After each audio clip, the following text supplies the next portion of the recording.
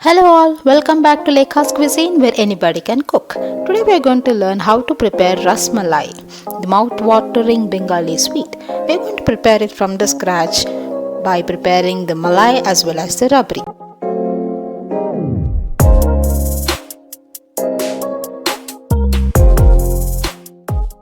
So let us start off with the ingredients. I actually prepared this rasmalai using almost 5 liters of milk because this is a huge family. So for you I am showing an estimate which is not an actual measurement that I have taken while making this video. So you can see the ingredient list given in the description for the exact measurement for making around 10 to 11 chenna, that is the rasmalai pieces. So let us start off with the ingredients listing. So start off with the malai. I'm taking milk, 1 liter of ice cubes or the ice water, vinegar and sugar which we are going to use later in the syrup, and then milk again for the rabri. Remember we are going to use only full fat cream milk, sugar for the malai, and the saffron for coloring, ilachi powder and for garnishing almonds. So in a vessel I have taken full fat milk for making the malai, which is paneer. We are going to bring this milk to boil and then add vinegar so that the milk is curdled well.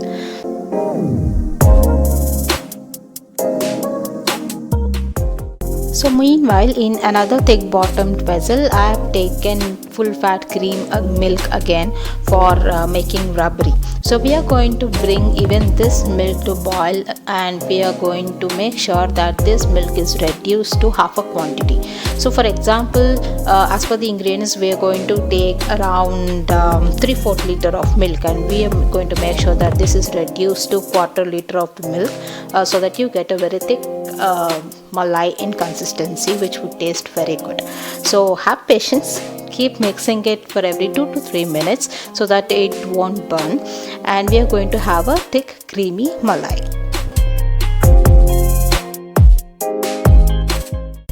Once in a while keep removing the cream that is formed in the top layer. This will speed up the boiling process for the milk.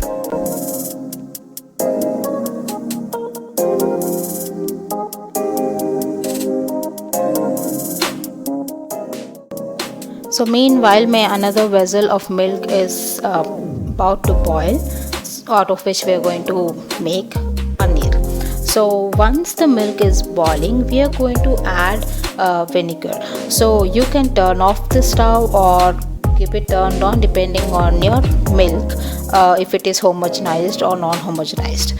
So I am leaving it on because I need it very well curdled. So I would suggest even you to leave the stove on, turned on, and then add the vinegar.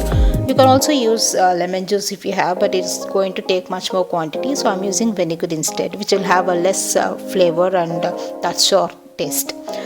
Okay, so my milk is coming to boil and here you go, I am adding the vinegar. So for now I have added almost 3 tablespoons of vinegar, and I keep on mixing the milk once you add the vinegar so that it won't spill out of the vessel. So once you mix, you can see that it started curdling and paneer started to form, but this is not the required consistency. So we need to add more vinegar if you feel it is not curdled well. For this you need to see that the remaining milk is all watery in a bit yellow consistency or in yellow coloring. So if you don't see that, that means it is not curdled well. So you can keep on adding the lemon juice or vinegar, whatever you're using, but make sure your milk is curdled very well and keep the stove turned on to maintain the heat. So as you can see, I've added vinegar again and I started mixing it.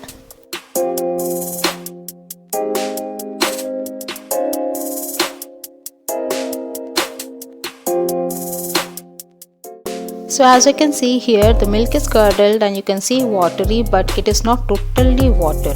I mean the water should be transparent. You should not see that white color in the water anymore. So keep adding vinegar till you see that colorless water. There you go. So here we got the exact consistency where you can see the yellowish water and we don't have any white color in it. So immediately turn off the stove and add ice cubes. If you don't have ice cubes, add cold water, almost 1 liter of cold water. This would give you a very soft malai. So make sure you are adding ice cold water or ice cubes to your malai once your milk is curdled well with the transparent water. Now we are going to take a strainer and strain out the milk and collect the curdled paneer or the malai in the strainer.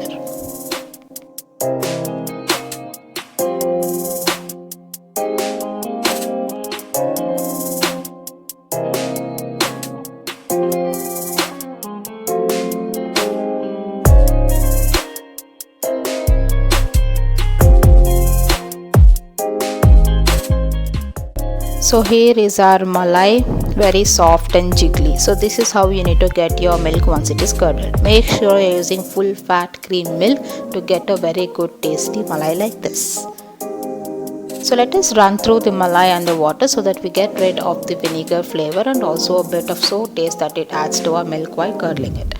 Now take a muslin cloth or a cotton cloth which is transparent enough to drain the water that is stuck in the malai, and put the malai dough that you have prepared after running through the water.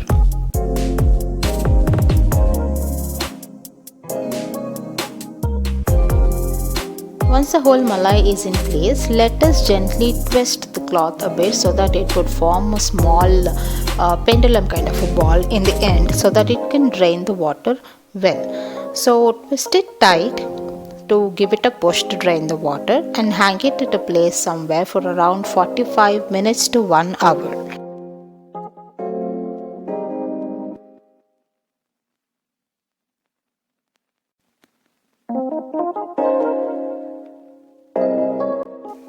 Now some people would press the dough very hard using some heavy objects to get rid of the water soon. Please do not do that. That is preferable only when you are preparing paneer. Please hang it at a place shown like in the video for 45 minutes to 1 hour. Please have patience, but do not over knead it. This would make your malai harder.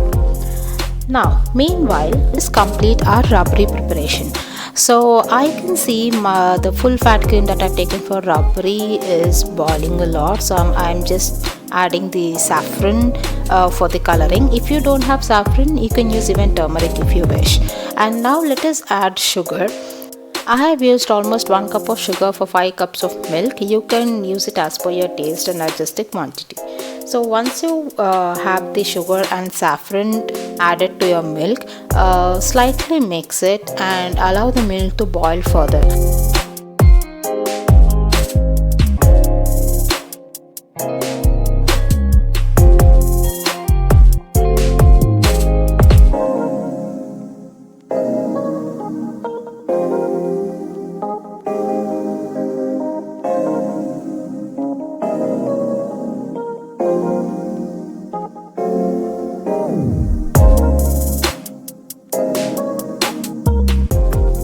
So our malai is ready. I have it prepared already so that I can show you in the video faster. So your malai should look somewhat like this, where you have a good consistency and it shouldn't be very dry. As I said, if you need it more, it will become dry like paneer. But we don't want actual paneer that we use in our curries. We need a malai which should be soft and fluffy, as shown in this video. So we need to knead it a bit so that that dry or the cracky structure is not seen, and it should form a soft ball. Make sure you're not putting pressure when you're kneading it. Just use your fingers slightly, as shown in this video. Now I have my malai ready. As you can see, it is very soft, not dry. Make sure when you're kneading, you shouldn't see the fat released out of the malai. That would make again your rasmalai patties very hard.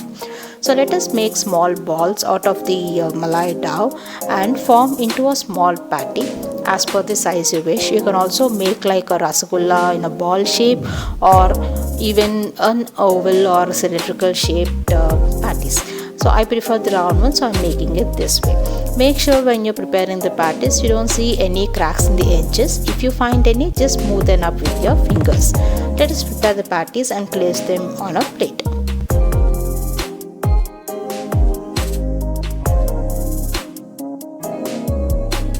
So here are my malai tikkis ready. I have used almost 3 liters of full fat cream milk so that I could make around 20 to 21 malai tikkis.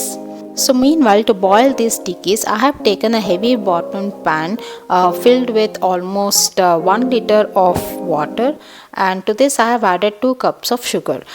This quantity changes as said. See the description for the lesser quantity of rasmalais.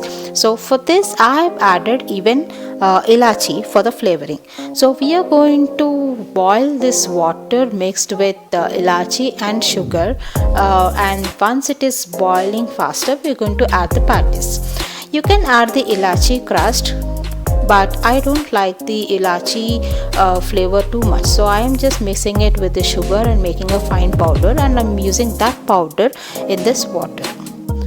If you wish, you can directly add the ilachi grounded to fine powder, or you can also mix it with the sugar as I did just now. So let us wait for the water to boil at a level where we can see a lot of bubbles filled over the pan. Meanwhile, as you can see, my rabri is almost ready.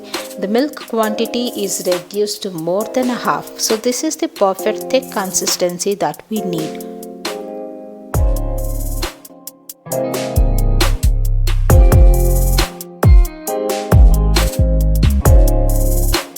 Now let us take half a quantity of this rabri into a container and store in the refrigerator, and leave the remaining warm in the same vessel. Now as you can see, my sugar syrup is almost boiled well.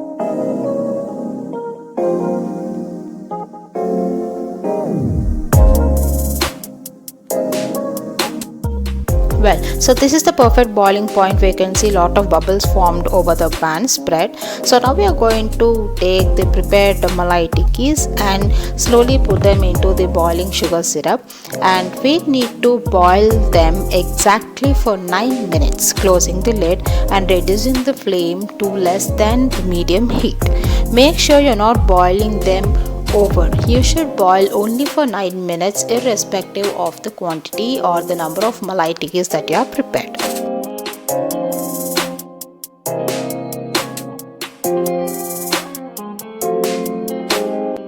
Okay, so it's been 9 minutes that I left the malai tikkis in the sugar syrup to boil, and as you can see, they are almost double in their size in the nice pure white color.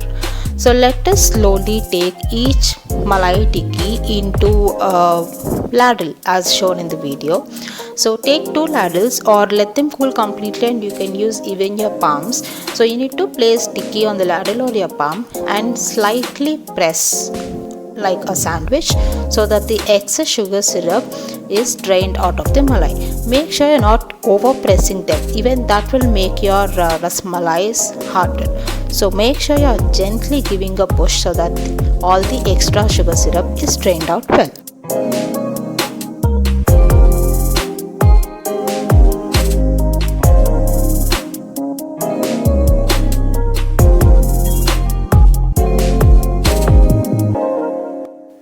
Once you finish pressing all the malais properly, we can now put them into the rabri that we have prepared.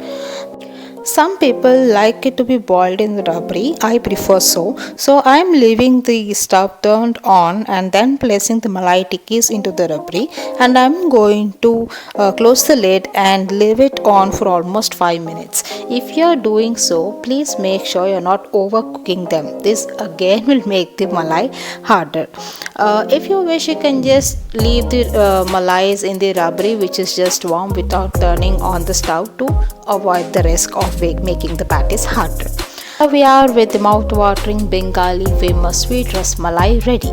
So we can serve these rasmalais in a serving plate with the almond garnishing or the pistachio garnishing, and make sure you are serving it along with the cold rabri that we stored in the refrigerator. This would enhance the taste better. So friends, hope you like my video on preparing the authentic rasmalai. Please try out and let me know how you like it. Comment if it turned out well or not, or if you have any questions regarding the recipe. Hope I see you soon. Thank you. Happy cooking. Bye bye. Please like, share and subscribe to Lekha's Cuisine, where anybody can cook. See you next video.